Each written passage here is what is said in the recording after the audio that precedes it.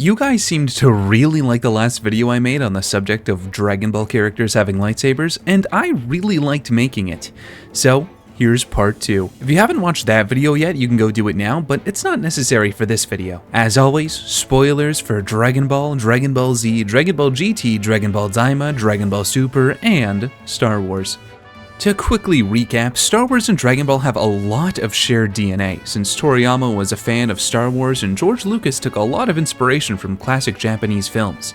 Their histories are so linked that the more you look, the more Star Wars references you'll find in Dragon Ball.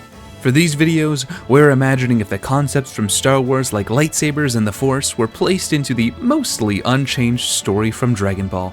Last time we went over a lot of notable characters, and I tried to find a character for every color of the lightsaber rainbow, but because of that we missed some pretty important and obvious characters, so let's fix that and make it right with our first character, Gohan. You guys had some wonderful ideas in the comments, and I encourage you to keep the discussion going because I love reading it. There was a lot of overlap with my ideas on Son Gohan, so I'm glad we were on the same page. I am borrowing some of the ideas I saw there, but I already had a general outline of what I wanted to do for Gohan before I read them, so not much has changed. Right off the bat, we're going to have to tell a bit of a story here, since Dragon Ball Z generally is Gohan's story. At the start of Z, Gohan is, well, a small child, and while Padawans in the Star Wars universe might start training around this age, I don't think he would have a lightsaber quite yet. He is not a fighter, he doesn't want to be one, and Chi-Chi would obviously want him to focus on his studies just like in the original. He would still be kidnapped by Raditz, watch his father die, and be taken by Piccolo to train. And it's here that I think his first lightsaber would be given to him. Yes, I think that Piccolo would very likely give Gohan a small, kind of pitiful, red lightsaber. In the original, Piccolo just kind of makes Gohan new clothes and a sword using magic, I guess. To be clear, I don't think this lightsaber would use a kyber crystal, and when compared to other lightsabers, it wouldn't be nearly as strong. Something similar to the lava rocks used in Legends books, where the blade can be overheated or simply broken if fighting an actual lightsaber. He just has this one for training so he can be not totally useless against the Saiyans. The intent is never for him to actually use this one in combat. And it's not like he would have it for long anyways, just the year of training with Piccolo before it would be easily destroyed in the fight against the Saiyans. Events would play out pretty much the exact same way. Piccolo would sacrifice himself to save Gohan, the Z fighters would mostly die, and the gang still needs to go to Namek. All of the familiar events are there. And Gohan would notably be without lightsaber for the majority of the events. Could he grab Yamcha or Chiaotzu or Nappa's lightsabers? Well, sure, but remember, they didn't expect to have to fight anybody on Namek. The idea was to go there, ask the friendly Namekians to use their Dragon Balls, and then go home.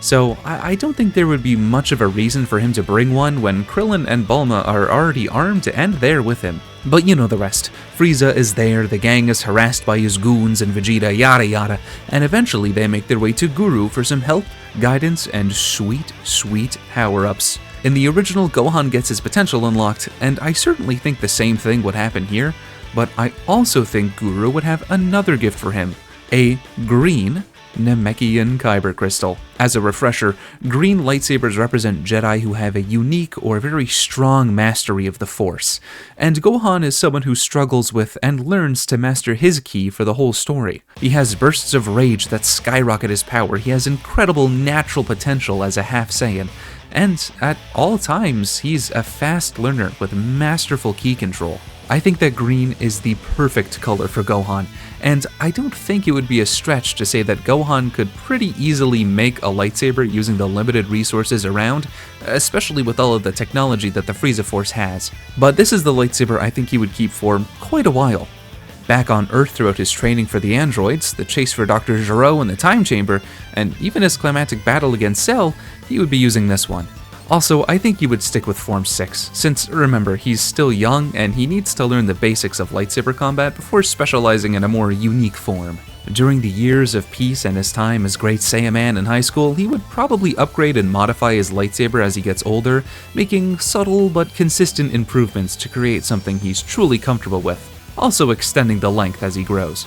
He would eventually come to master Form 3, Soresu, a defensive lightsaber style focused on restricting your enemy's opportunities, deflecting attacks, and, well, basically rage baiting them into tiring themselves out while you maintain your own composure. Gohan is not a fighter by nature, and he has very little interest in proving that he's stronger than anyone or dragging out a fight. He wants results with as little casualties as possible, including for his enemies. When he's angry, though, I think that he would forego all forms and become like a beast? Huh? Okay. However, if you know Dragon Ball, you might know where this is going. During the Buu arc, Gohan is defeated and thought to be dead, brought to the world of the Supreme Kais by Navarre so he can train to defeat Buu. I don't think his lightsaber would come with him, and this training would ultimately be almost one-to-one with the original. He would still use the Z-Sword, probably made out of a Beskar in this universe, and would gain his ultimate transformation from Elder Kai, and when he's sent back to Earth to clean up Buu and his mess, he would return with a brand new yellow lightsaber. Yellow lightsabers are the signature color of the Jedi Temple Guards, at least in modern canon, and now are generally used by those whose primary goal is to protect something. Gohan, more or less, is now the defender of Earth. As much as Goku will still very much be the one who saves the day, it's Gohan who will continue to stay on Earth and protect it in the future. He fights to protect his loved ones, his world, his universe, and that makes him the perfect fit for a yellow saber. After the events of Z, I think Gohan would eventually find and recover his green lightsaber, despite the Earth getting destroyed, and would continue to use that if he ever needs to be the Great Saiyaman in public again. I don't think he would dual wield though. That's a notably more aggressive lightsaber form, and Gohan just isn't really like that. Maybe in Superhero when he's assaulting the Red Ribbon base he would bring both of them, but I don't really see him making a habit out of it. And moving on to our next character, you can't have Gohan without Cell. In the last video, I said that Cell could be a good contender for an orange lightsaber, but I had a different idea. And that's because the characteristics of an orange lightsaber are pathless, unguided, general evil. And Cell, well, he isn't evil, not to himself at least. In Cell's own eyes, he's perfect. He's the best. It's everyone else who's the problem. After all, you're either perfect or you're not me. There is no way in hell he would ever give himself a red or an orange lightsaber if you actually look at him as a character. I don't really think he would even be a dark side user. He's really not Sith material. So, what color would he have? Well, before he can answer that, let's look at the other androids and see what we're working with. If you remember, red lightsabers in Star Wars have two different origins: bleeding an existing kyber crystal, which is a process that imbues it with the Sith's hatred and dark side power. This is the modern explanation in the current Star Wars canon. Or, previously from Legends, any artificially created kyber crystals. Previously I've used the blood crystals as a source of our red lightsabers, but I actually like the idea of both being true. Besides, nowadays all it takes is one writer deciding that both of them are true anyways, then it will be. So let's roll with that. With that then, it makes a lot of sense for the Red Ribbon Army to use, well, red lightsabers. Probably not every member, but for sure the generals and higher-ups. While the creation of artificial crystals probably wasn't Dr. Giroux's responsibility, he would definitely know how to do it, and would use a red lightsaber of his own. Having access to as many of them as he wants, why wouldn't he integrate them into his androids? They wouldn't have access to the Force, but that's something that can be fixed very simply with cyborgs. In Star Wars, once your body passes a certain threshold of cybernetics, you will lose access to the Force, since your body quite literally can't generate enough midichlorians to connect to it. We see this with General Grievous, who was limited by the fact that he was basically just a head and like some organs in a sack, and he couldn't connect to the Force because of it. However, androids 17 and 18 are at the very least half human, considering they can both safely have children without any drawbacks. While I think their connection to the Force would be more limited than the other natural humans, I do think it would be there. The reason I bring this up is because I think having access to the Force would make it less likely for Giroux to want to integrate too many weapons into their bodies. So no vibro weapons, no blasters, just regular Beskar where there's metal, and the infinite key engines that they're known for. With all of that said, I think that 17 and 18 would both have their own classic separate handle style artificial red lightsabers. Probably identical models. This leads us back to Cell. because he comes from a future with very limited resources, and he had to revert to his larval stage in order to travel back in time. I don't think that he would start the story with the lightsaber. He probably had one made for him at some point, but either left it in the future, or it was destroyed, or it was taken by Android 17 or 18. In fact, I don't think he would have any lightsaber for a while. Imperfect Cell's only goal is to feed, absorb nutrients from the weak, fuse with the androids. That's it. Could he take a lightsaber off of some poor sap that he eats? Sure, but why would he? There is no reason for him to fight. But that's right. Imperfect Cell is living life totally sans saber, a near one-to-one exact copy of how he is in the original, though I guess with some new force powers now since he is a bio-android. That of course means that his first lightsaber comes from absorbing Android 17 and becoming his semi-perfect form.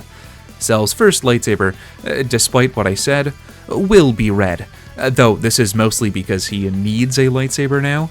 While he may be the strongest thing on Earth currently, he isn't stupid. Far from it.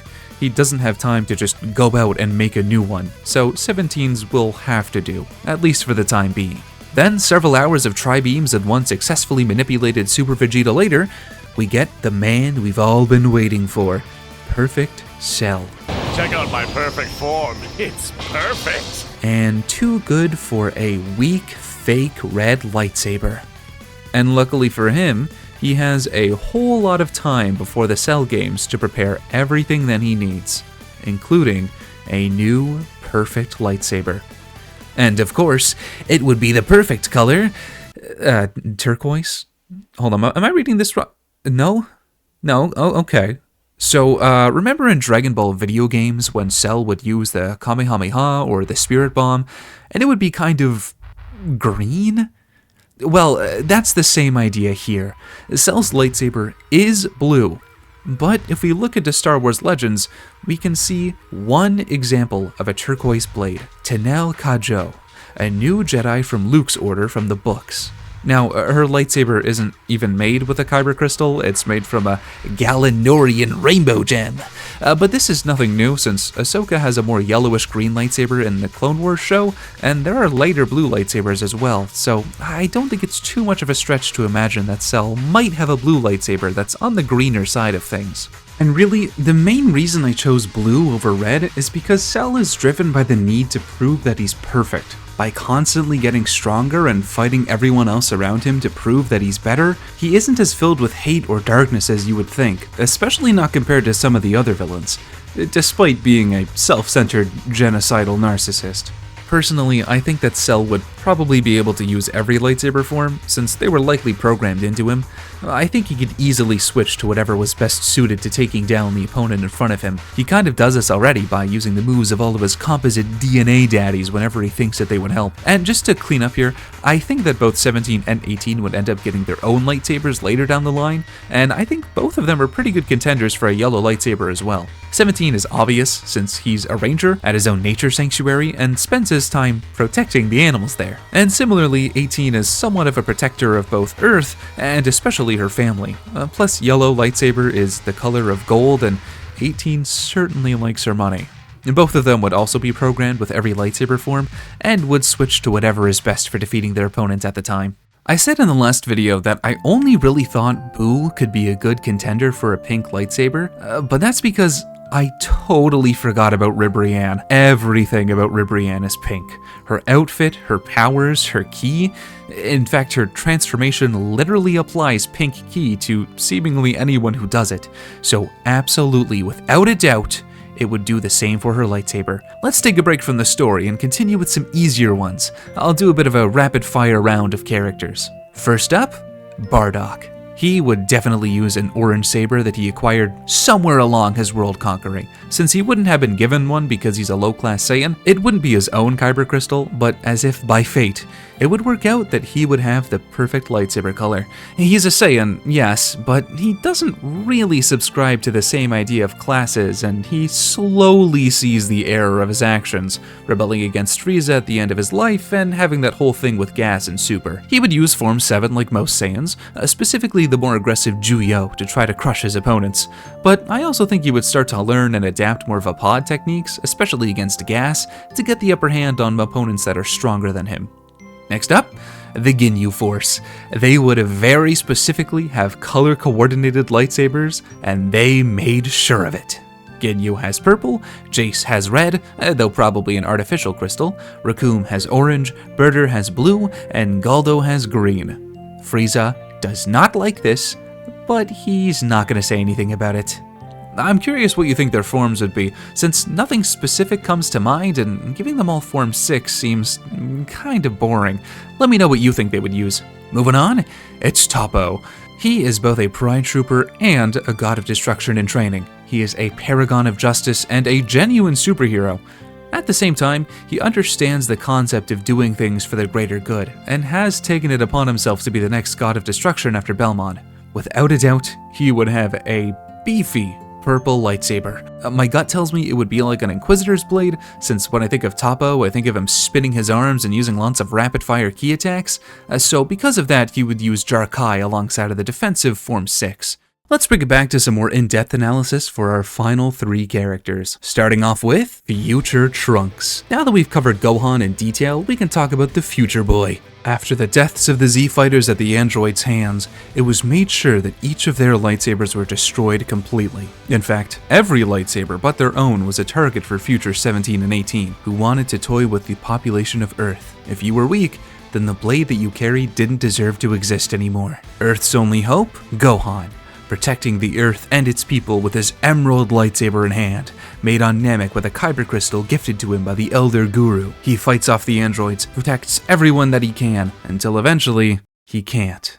Young Trunks can think of nothing but getting revenge for his master, almost being taken by the dark side, but pushing through and becoming a Super Saiyan. He takes the shattered remains of his master's lightsaber, its kyber crystal having been reduced to dust. Years later, Bulma has finished a time machine to send Trunks back to the past to warn their loved ones of the androids, hoping to save their future from what it's become. Resources in Trunks' timeline are scarce, the same way it was in Cell's future. The idea of making a new lightsaber is merely a dream that's unlikely to ever happen. So, much like in the original, Trunks carries a trusty sword, at this time made of Beskar, a Mandalorian metal strong enough to duel with and deflect lightsabers.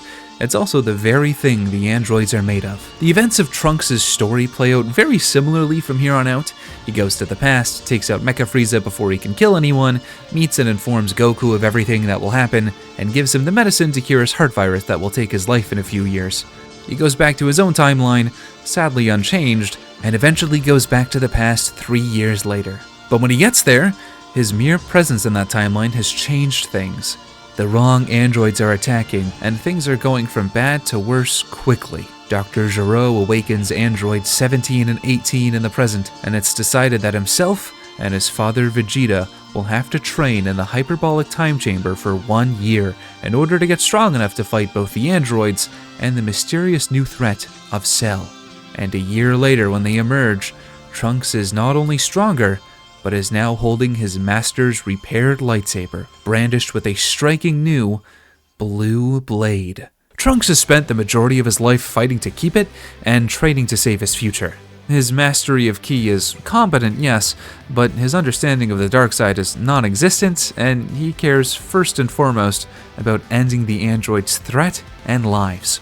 No other color fits him better than the righteous, combat-focused color of blue. He uses a modified version of Form 1 that still takes inspiration from traditional sword fighting, but aims to strike a deadly blow rather than disarm an opponent. Think more battlefield sword techniques over traditional fencing. When facing Cell and going into Grade 3 of Super Saiyan, Trunks dual-wields his saber and sword, but Cell quickly figures out that his transformation makes him slow, and his mastery of Jar-Kai is untrained, leaving him open to attacks with little he can do to counter. It's like he didn't even try to master his abilities, which, of course, we know that he didn't, because he didn't want to wound Vegeta's pride. But that cost him and the world. As Cell achieves his perfect form, and everyone must now prepare for the Cell Games. Trunks takes a backseat, and the rest of the arc plays out as normal, Trunks losing his life, being revived, and returning to the future where he defeats the androids and the newly hatched Cell waiting to ambush him. Until one day, many years later, a time machine appears once again at Capsule Corp, carrying a very wounded and traumatized Trunks, who upon seeing Goku, immediately attacks him, as he just lost a fight and scrambled to come back to Earth after Future Bulma's lab was destroyed and she was killed. And it isn't long before that same threat shows up in the present, Goku Black, wielding Goku's red-hilted double lightsaber, but now with crimson blades to match. And let's pause real quick. For anybody confused, these are the same future Trunks. I've seen some people say that they're from two different futures, but no, these two are exactly the same character. Now before you jump to the comments, Goku Black, like Cell, unironically believes that the actions he's taking are purely good and justified. So why does he have a red Kyber crystal? Stepping back a bit for context, Zamasu is the Supreme Kai in training for Universe 10. After witnessing Goku's actions on GodTube, subscribe and smash that bell, especially those during the Universe 6 tournament, he is utterly disgusted that a mortal could and would be freely using divine powers, especially with the proficiency that Goku does. Alongside that, his training has constantly showed him that mortals kill each other, they're barbaric, and they end their own civilizations just as quickly as they form. And yet the gods are expected to cultivate and help them achieve just a fraction of what the gods themselves already have? It infuriates him. It makes no sense. But he holds his tongue and stays his hand, until one day his heart is clear and his intentions pure. He kills his master and assumes his place as Supreme Kai of Universe 10. But there's a problem. He is weak. Weaker than a mortal of all things, and he knows that. I've said before that most Supreme Kais have green lightsabers because they aren't very good at their job. There are exceptions though. The 4 Supreme Kais of the universes with the highest mortal levels, and Gowasu. Gowasu is a fantastic Supreme Kai, and his personal flaw of being too trusting doesn't diminish the fact that he would be deserving of a purple lightsaber. And Zamasu, similarly, would too have a purple lightsaber, representing balance, walking the line between good and evil and still choosing to be good. He does not use the dark side nor agree with it, and all of his actions are done completely without it. He takes his purple lightsaber to Universes 6 and 7, gathers the Super Dragon Balls, and switches bodies with the catalyst of his rage, Goku, becoming Goku Black.